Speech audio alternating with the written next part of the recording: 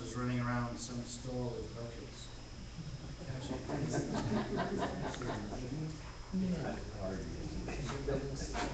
Doing great. Maybe AutoZone got the buckets.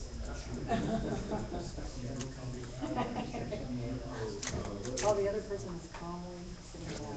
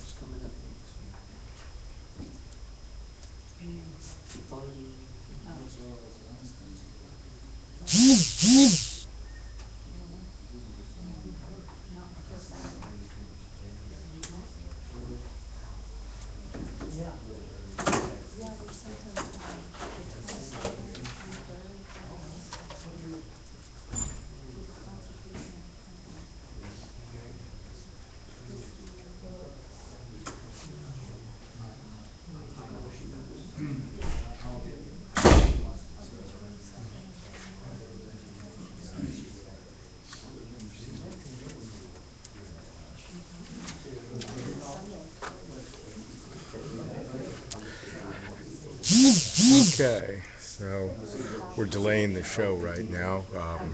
Tommy Segner and Scott Jones haven't actually made it here, and they're on the other side of town, and they'll be coming in shortly if you guys haven't heard yet.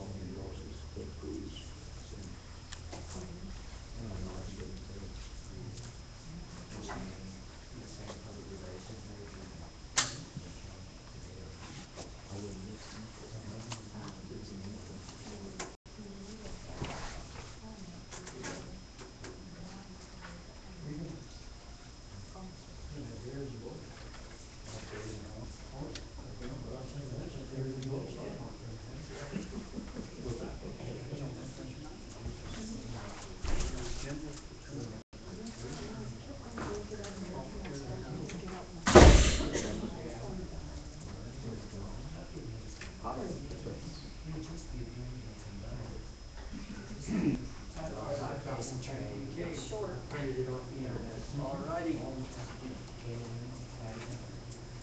You betcha. Sorry for the regular. No, $25. No, I've heard that story too many times before. Cash. Cash only. Howdy.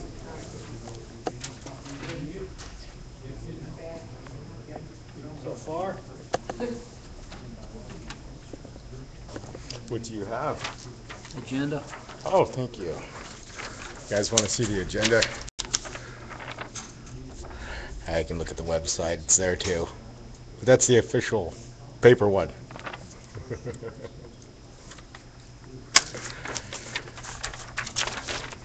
What you got there? Press. Yes, it is. Isn't that a beautiful badge?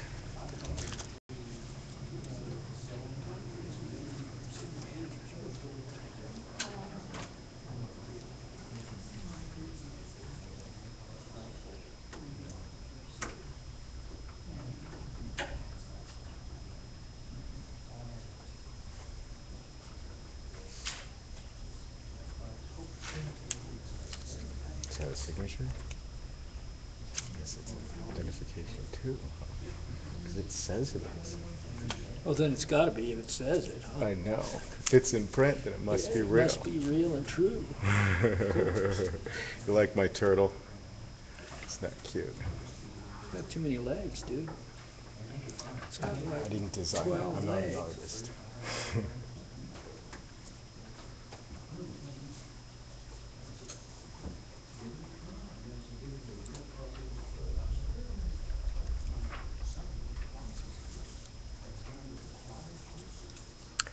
Okay, so now I guess we're just waiting on Tommy. So you guys just hang in there.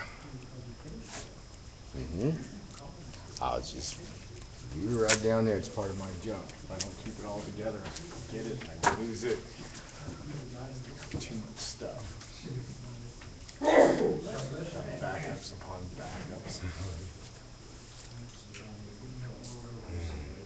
You recording? Actually, this is a live feed to the internet, so that's streaming out right now. And so I got a couple of viewers right now. It's on. We dropped down to 3, and so it'll go up and down during the evening.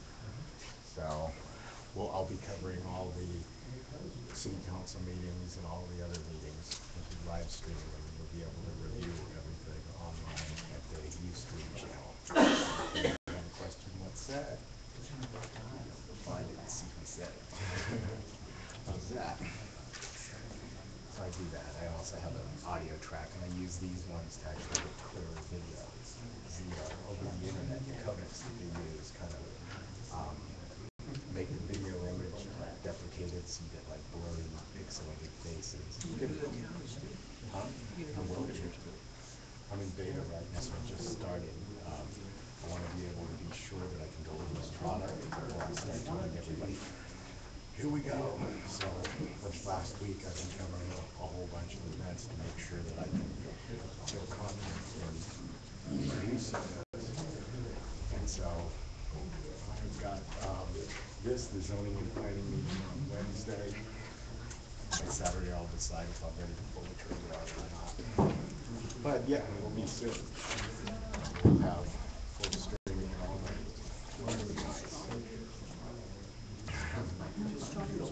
That's this. And we're now down to 1 viewer. Pretty amazing. It is. And it's going out over the, this one's going out over the Sprint network. And I have the ability, if I lose the Sprint network, to jump on another network. Okay, so We're about ready to get going.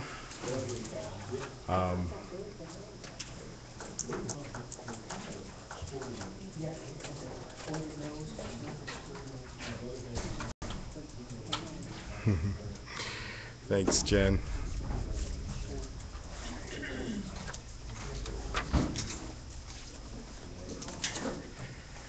Whoops. Sorry, guys. I'm going to have to be quiet when this is going on. We got to have some decorum. We're going to start here.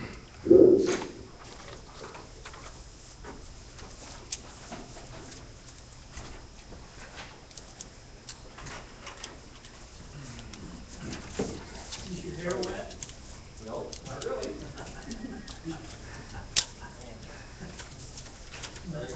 Not Ward's in it. A little wet? You gotta take a look. I'm a lot drier than I was 20 minutes ago. That puddle under It is 7:10. I'm going to call the meeting to order. We'll start with the Pledge of Allegiance. I pledge allegiance to the flag of the United States of America and to the republic for which it stands, one nation, under God, indivisible, with liberty and justice for all.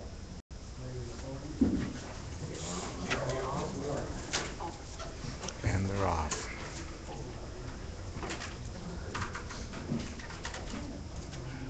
Welcome to the Monday, May 7th meeting of the Fredericksburg City Council. 10-minute rain delay. I'm going to have a delay every meeting for rain. Item number 3 is new business. Receive the independent auditor's report and the annual financial report for the year ended September 31st, 2011. Mr. Pat Klein. Thank you. Each of you has a report. It has a gray cover with a Ryan's Fairview on the front. If you'll turn to page 1 of that report, it will tell you that we are giving an unqualified or clean opinion on your financial statements as of September 30th, not September 31st, 2011.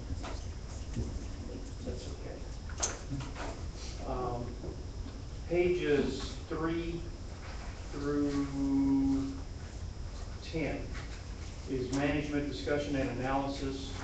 This is kind of covers what we're going to cover in a narrative fashion. It's prepared by the city staff, where they give a little synopsis of what happened, what may be coming up. I'm going to skip over that because we're going to be looking at some of those numbers anyways. So I'm going to go directly to page 11 of the report.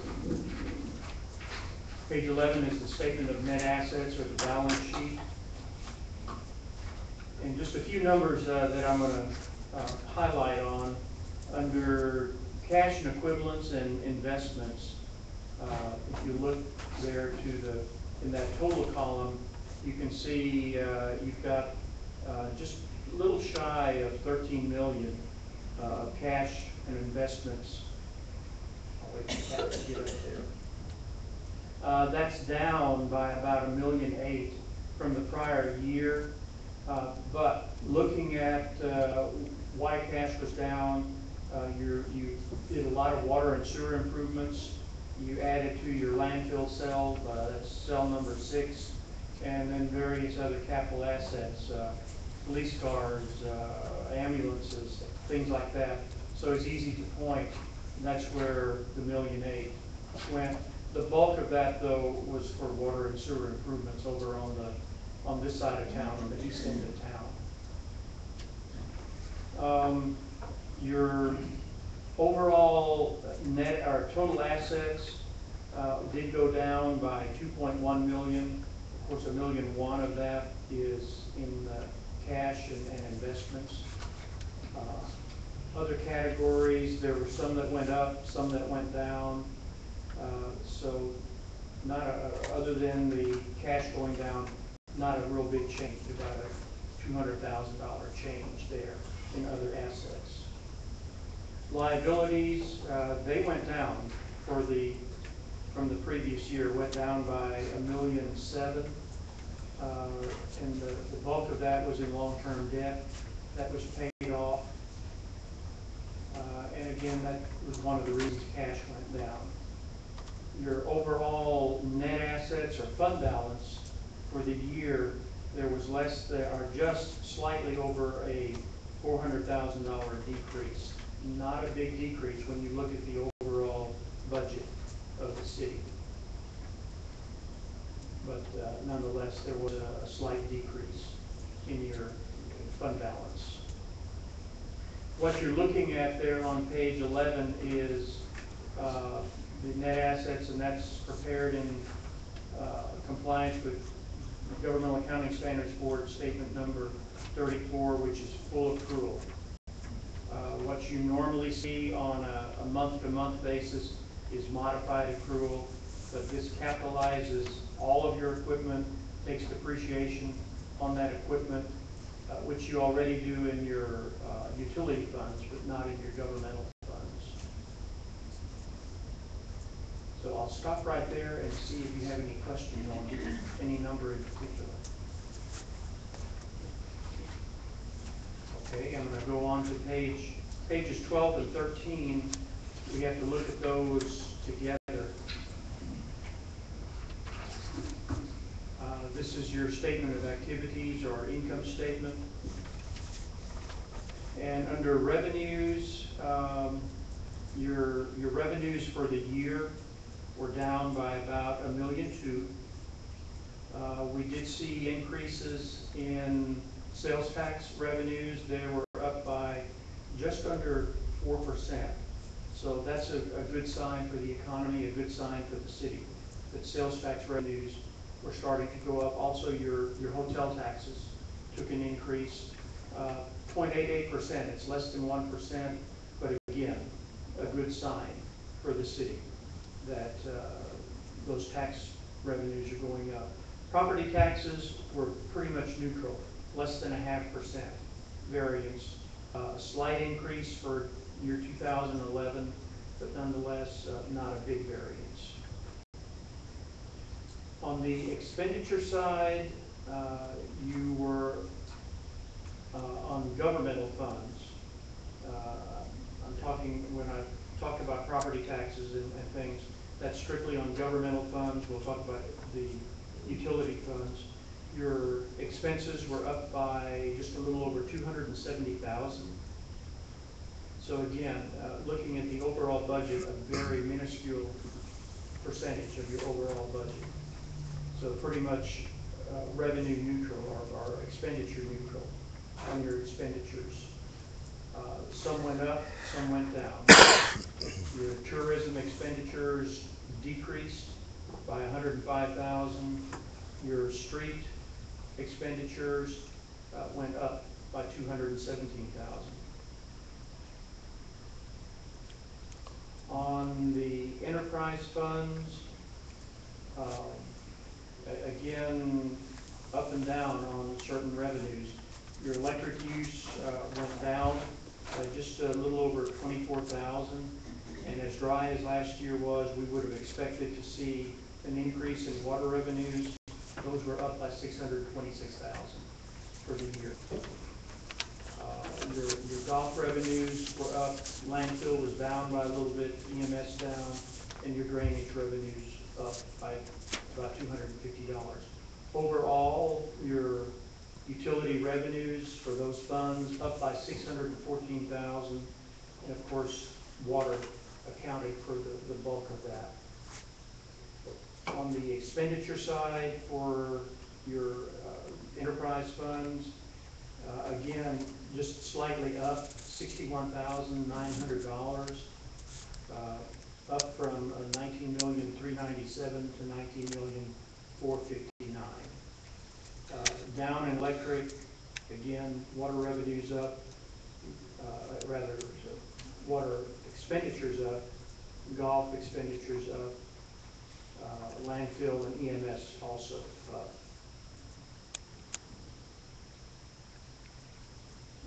And again, I'll stop right there and see if you have any questions on anything in particular. Okay, let's go on to pages 14 and 15. This is strictly your governmental funds. This is on a modified accrual basis. Both are presented. I just want to point out page 15 reconciles page 14 to the full accrual basis. If you look in that total column, the second number from the bottom, that's $5,974,000. If you look at the top number on page 15, you'll see the same number. And then as you go down to the very bottom number, the $17,512,000, if you look on page 11, under the governmental activities, you'll see that same number as far as your fund balance. And what that does, it pulls out or adds capital assets, your debt service, depreciation, various things in your insurance, and either adds or subtracts those to get to your fund balance to reconcile the two.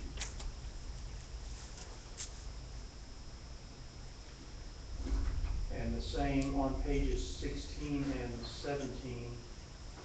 If you look at the third number from the bottom, under the total column on page 16, it's the very top number on page 17, and then reconciles that to the change in net assets and governmental activities. That's the negative $225,821 on page 13.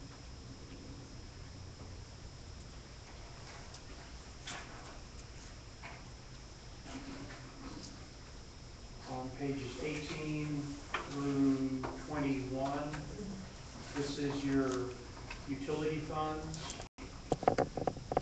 and it's broken down by fund.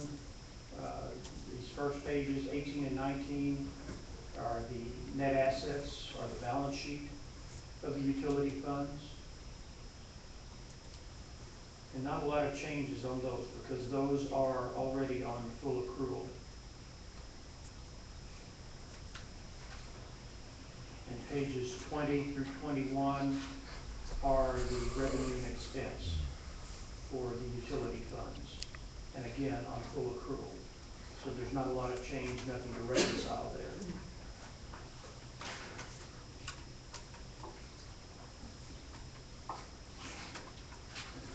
Pages 22 through 25. This is statement of cash flows for your utility funds. And it shows the source of your funds, where those funds were used, just a lot of good detail. This would be the first place an accountant would go to if you were going to look at your financial statements. But adjust for decreases in accounts receivable, accounts payable, any of your balance sheet assets, that's on page 24. And reconciles to the ending cash balance. Starts with your beginning cash and ends with your ending cash balance.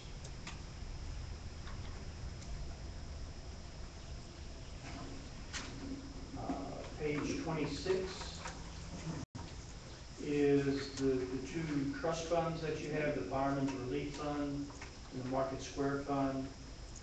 Not a whole lot of activity there, but they do need to be shown. You can see cash, $365,000 for both funds. There is a small liability in the Market Square Fund, and then those net assets are restricted. They're designated for either Fireman's Relief or the Market Square. That's the only place that those funds can be used. What's the $1,200 for? On Market So Square? the Market Square, this will be the last year. We have since dissolved the trust, and all that money has been transferred to and that money's been transferred to parks. Okay, so that won't be in there any longer. So, but I don't know what the 1,200 is. Before you get to the notes. Okay, go ahead. I wanted to mention on page 12 and 13, I think this is a good tool for you guys. I mean, if you're looking at one of these schedules, statements 12 and 13, it's called the statement of activities. And if you look up in the governmental activities, in the expense column, it'll show you approximately $11 million in expenses, okay? If you go, those are the expenditures. If you go to the right and you look at program revenues, you will see that, there's a misconception. These are revenue producing funds. These are the charges that we receive for services. I call them, they're the revenues that we receive for services that offset expenses in those particular departments. For instance, the police shows $3,312,000. It has $179,000 in revenue that offset its expenditures. Those are fines and so forth. If you go to the next column, these are any grants that we get or contributions that might offset those departments directly. And then if you come all the way to the first column on page 13 under governmental activities, that is the deficit that is left after we have applied the fees that we collect or any grants, contributions. And that, we start out with 11 million, we offset about $1.2 million to get down to 9.8 million. Okay? Then if you just go down that column, you have all the sources of revenue starting with property taxes, $2.8 million. Sales tax, $3.8 million. These are, and the way I like to look at it is that $2.8 million is the final plug here that makes that work. If you look at all the revenues after, you can see the expenses and you can see the revenues that are generated by each department to offset those expenses. You can see operating grants and contributions. Then you can see sales tax, other taxes, miscellaneous revenue, investments, the in lieu of taxes. But whatever's left, we had to generate that $2,851,000 to balance this. So that's a good way for you to see a summary of the year on general fund operations, how that works. Okay? In summary. Now the rest of it is the business type activities, but I just wanted to show you how to look at this and ascertain, how much each department, generates for itself, and then what's left over, and how do you get actually to that tax number in some, okay, Pat. Okay, thank you. Good explanation. There's about 25 pages of notes. I'm not going to go through each page. If you'll go to page 36 of the notes, the first about 15 pages just give a little history of how the city accounts for things. But on that particular note, on page 36, it talks about cash and everything. One thing we're obligated to look at is the city's cash. Is it secure at year end, and is it secure during the year? In addition to the 250,000 FDIC coverage, do you have enough pledged securities to cover that should your bank fail? And yes, you did in both cases. During your high cash balance and at year end, you had sufficient pledged securities in addition to the FDIC coverage that had the bank failed, the city would have gotten all its money back. The same holds true, of course, you've got money in tax pool and some of the other funds. Those are guaranteed by the state of Texas, so you don't have FDIC coverage, but you've got the guarantee from the state of Texas. Page 37, if you're interested in where your receivables are and what deferred revenues are, there's a breakdown by fund and what was owed to the city in taxes, in customer accounts. Of course, your largest customer or your largest receivable is customer accounts in your utilities fund, water and electric and landfill and EMS. That's $2.4 million. Your deferred revenues, you've got fines and delinquent taxes that fall under deferred revenues. Pat, does it say anywhere in here what the city bond rating is? Yes, it does. 36? In just a second, I'll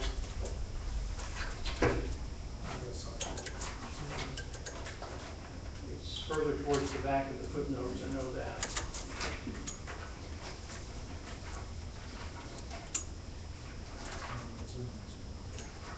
It'll start somewhere around page 44 and go page. Double A minus. Okay, you found it? Okay, good.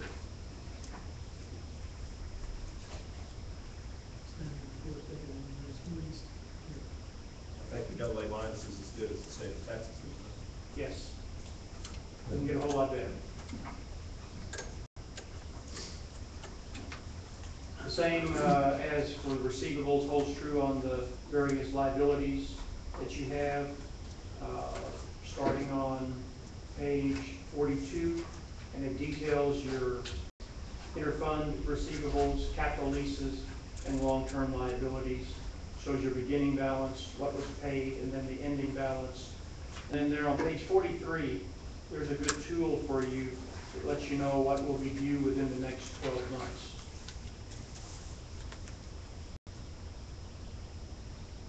It goes on page 44 and 45 to give you a breakdown by individual obligation bond, revenue note, or tax note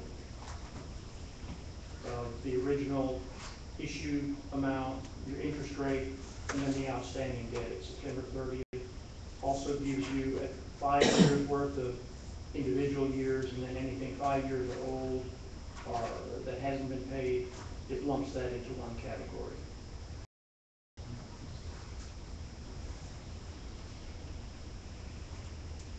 After that, it talks about your retirement system a little bit, gives some detail on page 47. And those numbers are straight out of TMRS's report to the city. Shows your unfunded liability or overfunded liability if there is one.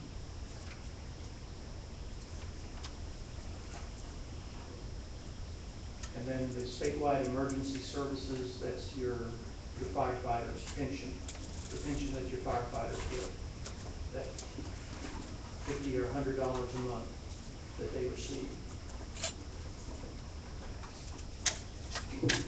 And then finally on page 51, the very last page, shows your original budget that you passed before your year began, and then the final budget.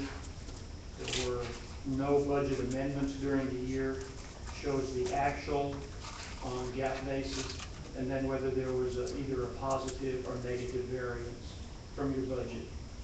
You had a few negative variances, nothing really big other than in parks.